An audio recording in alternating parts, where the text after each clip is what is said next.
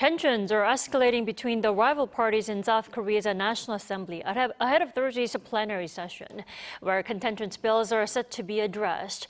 For more on the key legislation and what lies ahead this week, we turn to our political correspondent, Shin Ha-young. Welcome back, Ha-young. Good evening, Tommy. So, Ha-young, there had been a dispute between the rival parties over this week's plenary session schedule, but that has been adjusted by bipartisan agreement, hasn't it? You're right. So initially, the ruling Democratic Party had planned to hold plenary sessions from Thursday to Sunday to push ahead with contentious bills that were left unresolved during the July extraordinary session. But the rival parties agreed not to bring up bills on Friday, the day of the main opposition People Power Party convention, and instead add another session next Monday. And the agreement came after the PPP asked National Assembly Speaker Woo Won-sik to delay the sessions until after its convention, while the DP wanted to stick to the original schedule. Return immediately to a politics of dialogue and communication. Attempts to spoil the opposition's convention will surely be judged by the people. Yesterday, Speaker Woo urged both parties to discuss it further, and they later met with him to finalize the changes.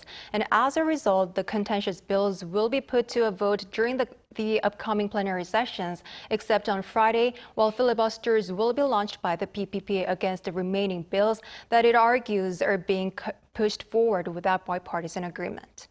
So, Ha-young, the schedule has been adjusted. That's good for now, but the rival parties still remain at odds over key bills. What's on the table? Well, first of all, on Thursday, which is tomorrow, one of the remaining media reform bills aimed at changing how the heads of public broadcasters are appointed, this time targeting NBC, will be put to a vote.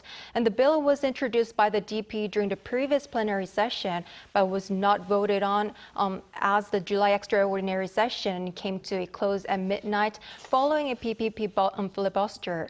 And following Thursday's vote, the DP plans to immediately introduce another media reform bill targeting EBS, which is expected to trigger another filibuster by the PPP. And the bill is expected to be put to a vote on Saturday, while the so-called Yellow Envelope Bill and a revision to the Commercial Act are scheduled to be addressed one after another. And the Yellow Envelope Bill is essentially an amendment to labor union laws that limits employer actions against striking union members, including retaliatory measures. And the PPP has repeatedly emphasized that many businesses, both in Korea and abroad, are concerned about the bill, and the government and ruling party should consider revising it rather than forcing it through. Let's hear what the businesses have to say. That the passage of the Yellow Envelope Act in the National Assembly could affect Korea's reputation as a regional hub for multinational companies. However, the DP hasn't changed its plan to push the bill through, and President Lee Jae-myung also made it clear that it should meet global standards, showing he's determined to see it passed. Take a listen. Regarding the Yellow Envelope Act, the president said that there are certain aspects that need to be aligned with those of advanced countries, and workers' rights should meet global standards. A revision to the Commercial Act aims to strengthen corporate governance transparency and protect minority shareholders' rights, particularly within large corporations. And all these bills are being championed by the DP, while the PPP remains staunchly opposed.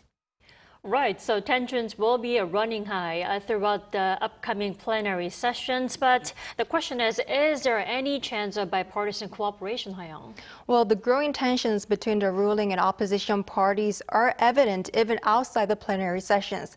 And recently, the party leaders have met at several events but maintained a tense atmosphere. In fact, on Monday, they sat side by side at a memorial service for the late former President Kim Dae-jung, but they neither shook hands nor made eye contact, just staring straight ahead as if the other weren't there.